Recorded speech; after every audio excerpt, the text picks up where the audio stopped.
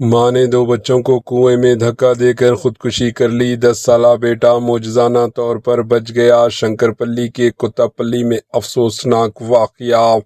دارالحکومت حیدرآباد کے نوہی علاقے شنکر پلی کے کتا پلی گاؤں میں ایک انتہائی افسوسناک واقعہ پیش آیا، جہاں گھریلو جھگڑے کے بعد ایک ماں نے مبینہ طور پر اپنے 2 بچوں کو پانی کے کنویں میں دھکا دے کر خود بھی کنویں میں چھلانگ لگا دی۔ متوفیہ کی شناخت وسنتا 35 سال کے طور پر ہوئی ہے، جو اپنے شوہر سدھاکر کے ساتھ کوڑنگل سے آ کر کتا پلی میں رہائش پذیر تھی۔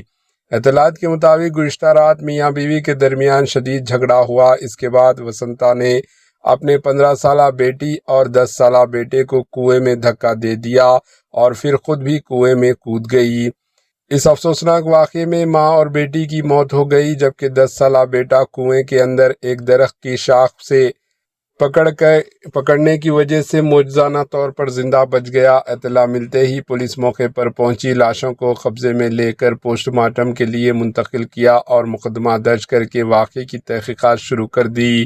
گھریلو تنازع ہی اس حادثے کی ابتدائی وجہ بتائی جا رہی ہے، تاہم پولیس تمام پہلوؤں سے تحقیقات کر رہی ہے۔ Bureau report, AHN news.